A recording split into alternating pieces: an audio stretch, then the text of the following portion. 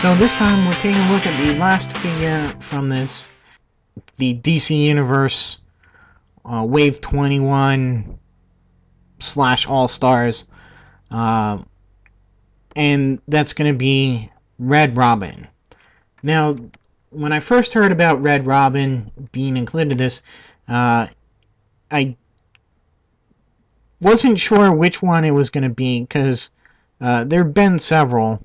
You know, I think it was a 50-50 chance of either getting the first Red Robin, which is an adult Dick Grayson, and first appeared in the Kingdom Come miniseries in the mid-90s. I think he first appeared in Kingdom Come #2, and well, when we got the back of the package here, you can tell that's not the case, and this is actually Tim Drake. You can see the bio, his picture of the figure, other figures in the wave, and you can see that they are urging you to go to MattyCollector.com and pick up more DC Universe characters.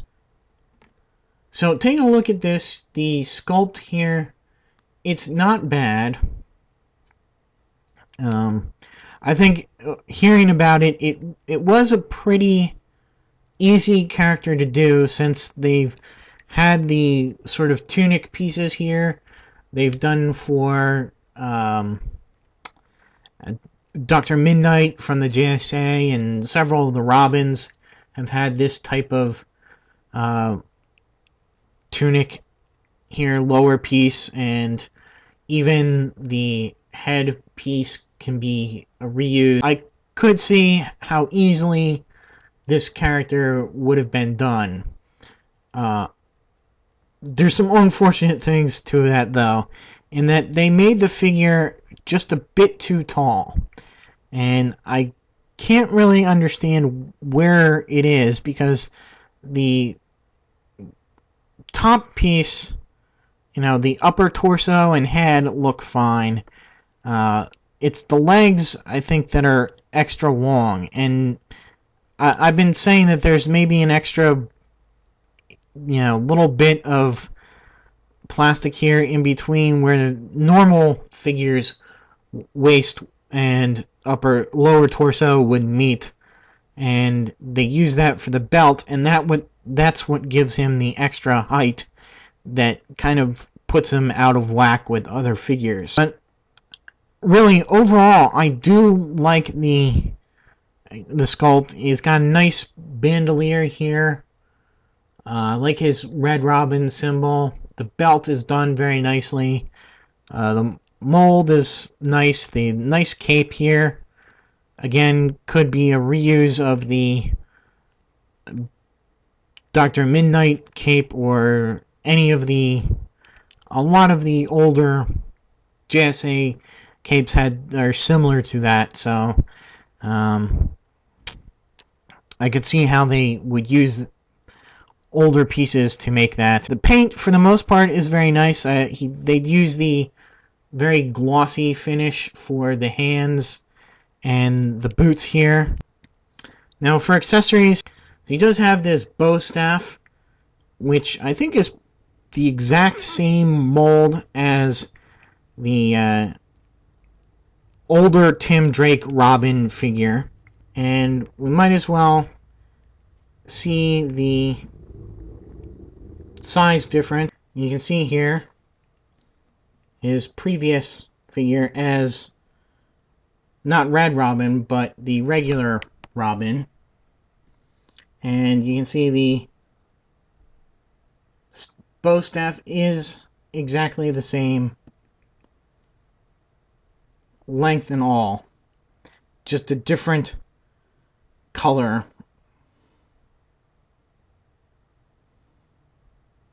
You know, I really can't see how Red Robin went from this look to being so tall in just a few things. I can understand if they made him just a little bit bigger, so that you can say that he's grown some but not to that extent. And he is actually taller than Superman here, as you can see, which would never happen in my mind. So, very out of scale. I don't know why, but that's unfortunate. Superboy Prime is also very out of scale. So who knows why this happened. Articulation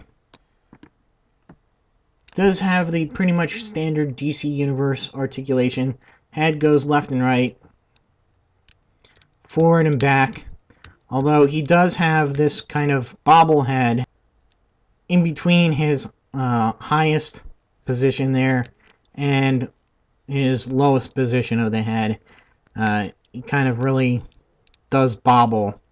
And even left and right, he is very loose fitting too, unfortunately. His arms do go all the way around. The cape does get out of the way pretty nicely. Goes out and in. Rotates at the bicep, bends at the elbow, rotates at the wrist. Waist articulation, ab crunch articulation is there, but pretty stiff.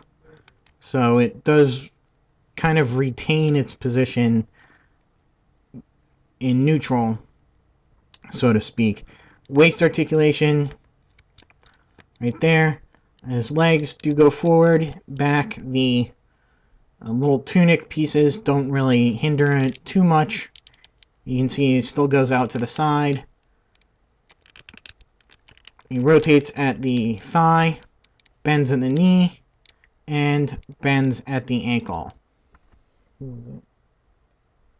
Just like Batman, his leg, one of his legs is a little bit weak at the knee joint there. You can see just how that is wiggling back and forth on that leg, while on this one it is quite solid and won't move. Again, I don't know why that is. Maybe slight variations in the plastic, but it is annoying and hasn't happened on many other figures. A lot of these problems, the head bobble, the oversize teen characters, and the weak joints and plastic in these figures. Pretty much there's no figure that I do not have something wrong with. Again, I pretty much like all the sculpts and everything. Just these little problems keep me from really liking the figure. We will be getting figures in the Unlimited lines, the DC and Batman lines in 2013. So I don't know if they're going to be rehashes of these figures or brand new sculpts. We'll have to see down the line. Getting back into the Red Robin character. Now, like I said, the first version of this was a alternate future version of Dick Grayson, called out of retirement by Superman to get a control over these new generation of heroes or superpowered people that were just running amok, and he came out of retirement not as Nightwing but as Red Robin in this suit. Jason Todd, the second Robin who had just come back to life through Infinite Crisis, picked up a version of this suit on one of the 52 new Earths created from that, and I believe it was Earth 51, and while he was searching for Ray Palmer, the Atom, he used it, and once he returned to his own, the regular DC Universe, he abandoned it. It was then briefly used by an enemy of Tim Drake to sort of discredit him, and eventually that guy ended up becoming the new Anarchy. And finally, Tim Drake uses it during his search for Bruce Wayne, who he believes to not have died during Final Crisis.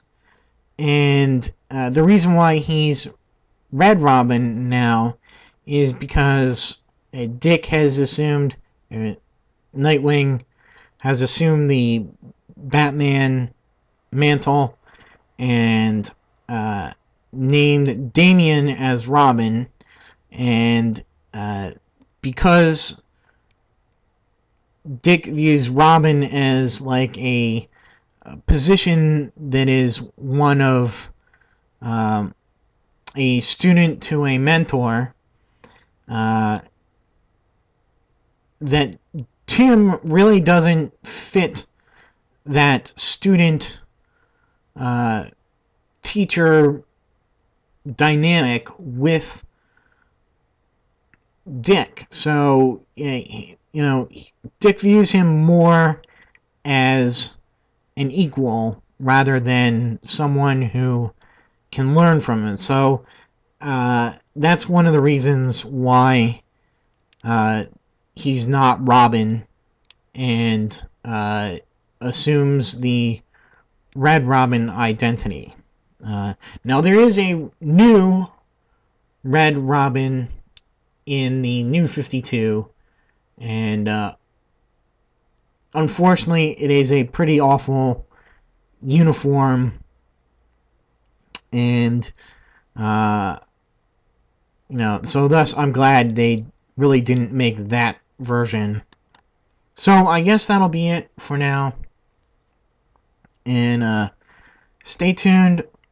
Won't be getting much DC stuff from Mattel, from retail. I'll still be getting the Club Infinite Earth subscription figures, so we'll still be able to take a look at them, and hopefully the Unlimited lines in 2013 will continue the great sort of range of characters that we've had throughout the various waves of DC Universe Classics.